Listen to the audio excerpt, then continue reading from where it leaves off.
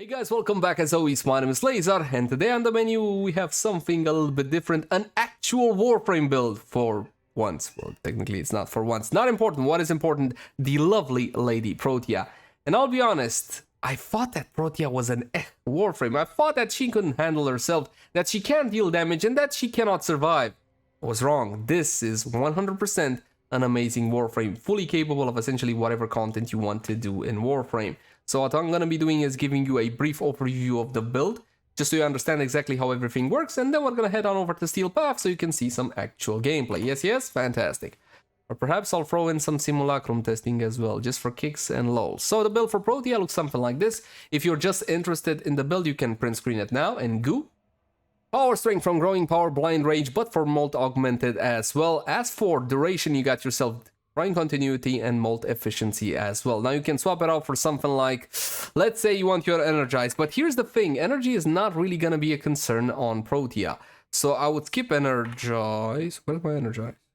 There it is. I would skip energize and simply use equilibrium, which is absolutely freaking insane. But to make equilibrium works properly, what you need is to get yourself a Panzer Vulpaphyla, which you should be running anyway. She's immortal, she gives you vital procs, and she's not here for some reason. Not important. What is important? Synth deconstruct and synth fiber. Make sure you run these on your little companion and you should be all good with equilibrium. What else is there to say? Prime sure-footed because you gotta. It's as simple as that. You gotta.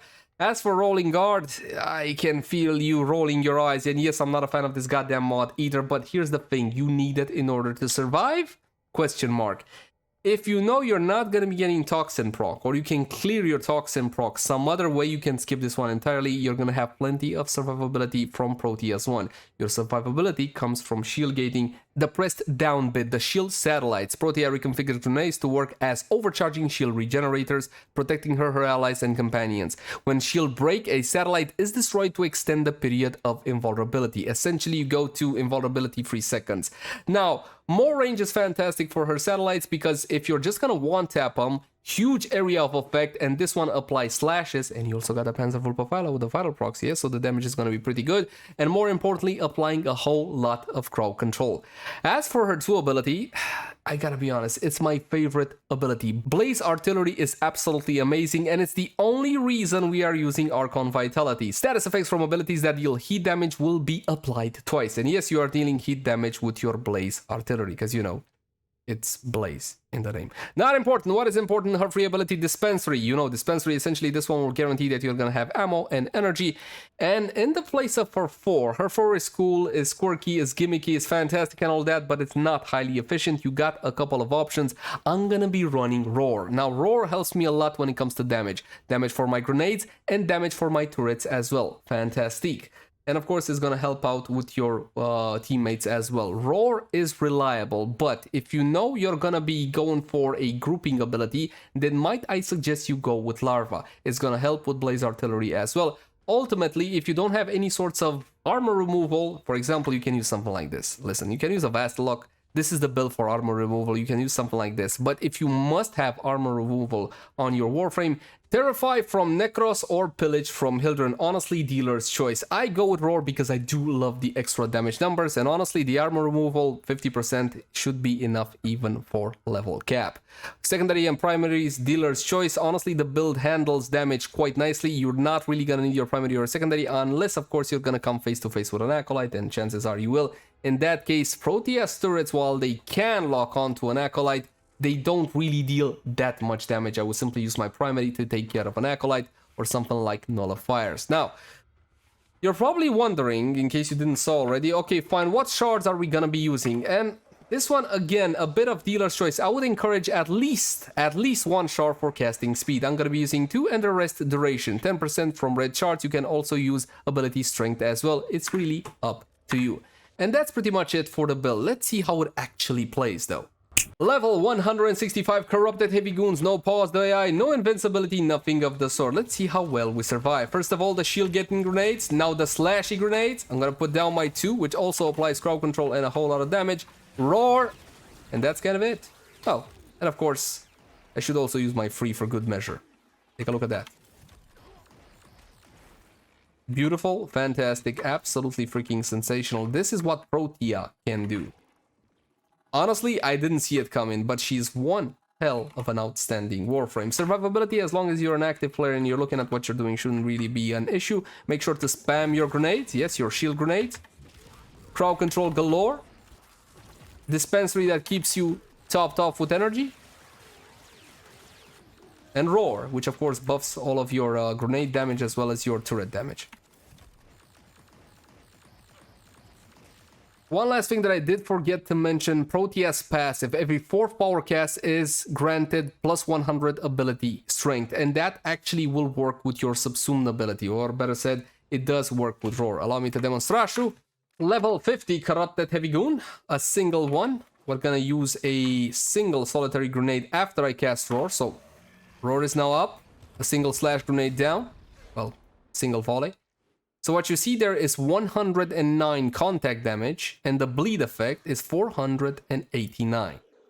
Okay, now we're gonna do an empowered Roar. The next ability, if you take a look at the lower right hand side of the screen, 100% ability strength, that means that the next ability will get that benefit. I'm gonna Roar. There you go, 72% if you take a look at the upper right portion of the screen. Yeah. We're gonna repeat the exact same test. Look at that, 133 contact damage. As for the damage over time, 720. So yes, you do get an empowered Roar if you cast it as your empowered ability. Protea's passive does actually affect the subsumed Roar. I'm happy with the damage, I'm happy with the KPS, I'm happy with the survivability.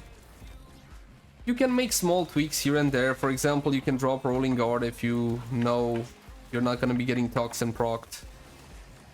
Again, that's the only realistic reason it's there. And I'm not a fan of the mod because like everybody's like, oh, Rolling Guard this, Rolling Guard that all the time. Freaking bored of it. When a mod is that good that it deserves a spot on every build, it deserves a nerf. Yeah.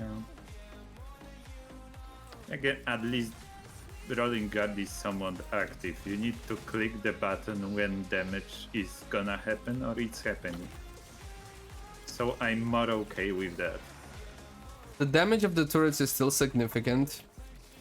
But again, we're only looking at level 150. Thanks to the slow scaling of survival. Yeah. And we got Corpus on the roll on the Cascade, so we can't test that either. Now I do have a Vastilock for Armor Strip for high levels in case something got nasty, but as it is, I don't see what would get that nasty. Keep in mind that you're still gonna get like 50% of the armor removed because of the heat damage from the turrets. So technically you might just be okay like this.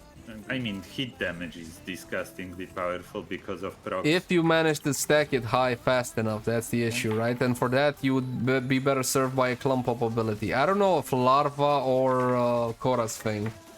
You think Korra's thing would work better? I think or Larva. Larva ragdoll him or not? Well, yeah. Larva ragdolls. Then in which case Larva would be better. The benefits of the build, well, is high damage, high survivability, high crowd control, area of effect, armor strip. Did I miss anything? Oh, and of course, since you're Protea, you also have Dispensary for your entire team, which means ammunition, health globes, energy globes, everything globes.